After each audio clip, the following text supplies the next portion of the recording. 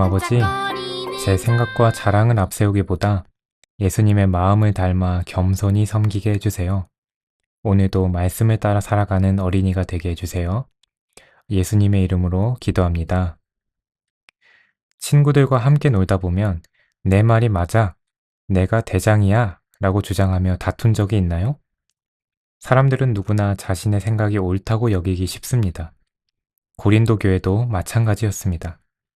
사람들은 자신이 좋아하는 지도자를 내세우며 서로 다투고 자신의 생각을 더 중요하게 여겼습니다. 바울은 그런 교회에 나와 아볼로를 통해 배우라고 말합니다. 그런데 그 뜻은 자신의 높이라는 말이 아니었습니다. 오히려 하나님의 말씀보다 앞서 나가지 말라는 뜻이었습니다.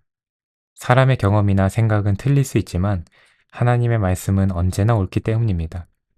그래서 우리의 기준은 내 생각이 아니라 하나님의 말씀이어야 합니다. 바울은 이어서 세 가지 질문을 합니다. 누가 너를 특별하게 만들었느냐? 내가 가진 것 가운데 받지 않은 것이 무엇이냐?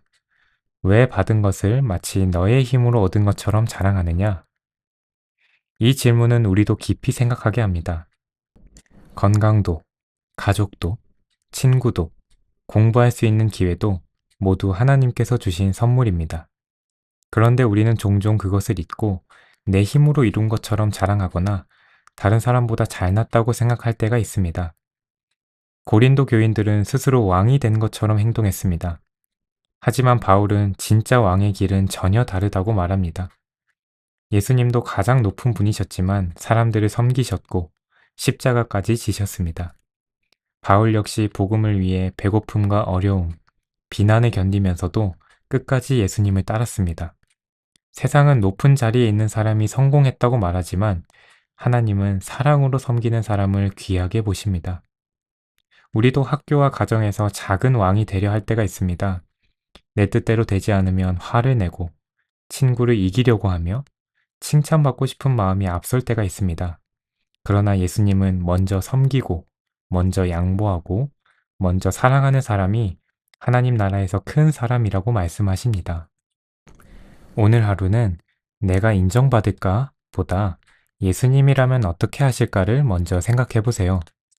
친구를 도와주고 부모님 말씀에 순종하고 불편한 일을 기꺼이 맡는 작은 섬김이 하나님 나라에서는 가장 아름다운 왕의 모습입니다.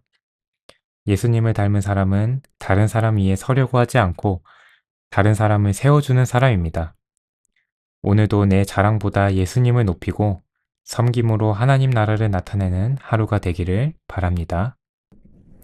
우리 함께 말씀을 생각하면서 이런 질문들을 생각해 볼까요? 첫째, 나는 내 생각을 고집하며 다른 사람과 다툰 적이 있었나요?